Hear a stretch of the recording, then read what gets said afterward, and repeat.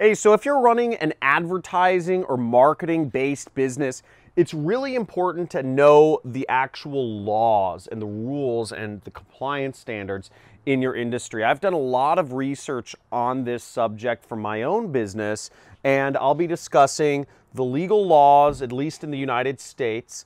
I'll be discussing rules of the particular ad networks and platforms, and I'll also be discussing how to do research and hire a lawyer if you feel you need those things.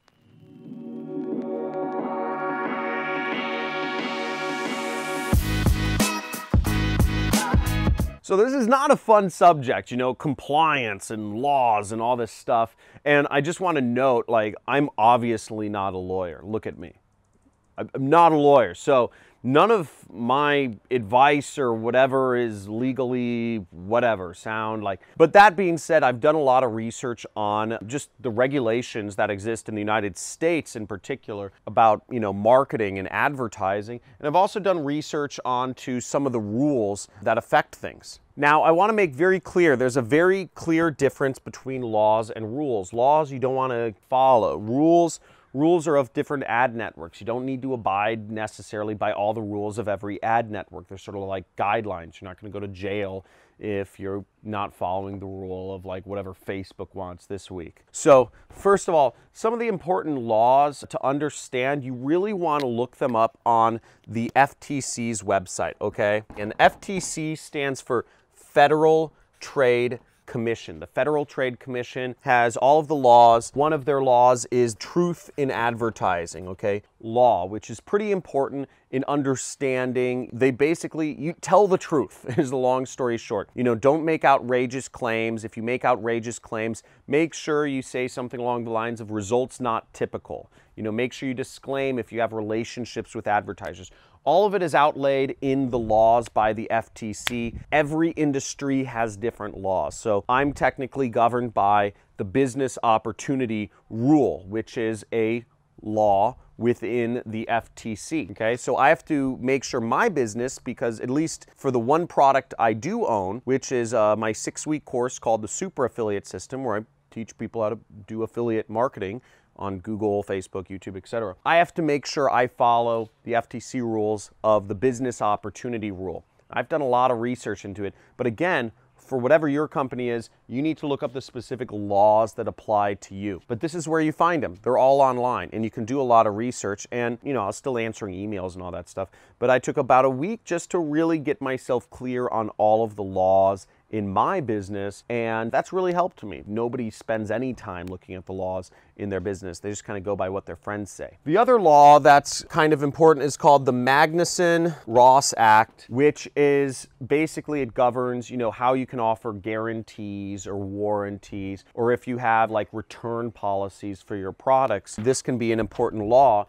to kind of help you understand what language you are and are not allowed to use. These are helpful things to read up on. Do some research on the FTC website in regards to your business so you know you're always making all the proper disclaimers and abiding by all rules or laws. The next is rules. Now, the rules, typically, if you're advertising on Facebook or Google or YouTube, they're going to have some rules about what type of ads you can put up. You know, and each ad network has different rules for what they find is acceptable on their particular platform. So make sure you read up on the rules of the specific platform you're advertising on. Facebook, Google, etc. Okay? Now, I've read up on all the rules for my own product, because one thing that we had a problem with was one of my students had a Facebook account go down. So what I did was I did deep dive research into this. I hired a lawyer. You know, I looked in to see if Facebook was making a credible claim against us, and I just made sure everything was compliant with Facebook's rules. The next thing to do is do your research on your competitors, okay? So once you've read up and done a little research on the laws and the rules in the industry that govern whatever business you're doing, do research into what your competitors put in their terms and conditions and their privacy policy or disclaimers they make, etc. Again, if you're doing business in the jewelry niche, there's certain things you can and cannot do. There's certain things you need to state, like the purity or whatnot. You know, every industry is different, so read up on, you know, see what your competitors are doing to help guide your own activities. And last but not least is, hiring a lawyer. The way I do things, I only work with people my competitors are working with. So when I went to hire a lawyer, I looked for a lawyer that worked in my specific industry that was working with similar companies to mine. I found that to be the most effective way to judge if you're doing or the right thing or hiring the right people, is if they're working in an industry closely related to exactly what you're doing. Again, I don't want to hire a lawyer who specializes in, just a general practice lawyer, because there's a million laws, there's a million rules, and they don't know the specific laws that regulate my particular space, which is considered business opportunity. So that's how I've done my compliance, and I've done my own research, and I've analyzed my own competitors to get up to speed on things. If you've done your research, just type in the comments, "I've done my research," because I don't know many people who have.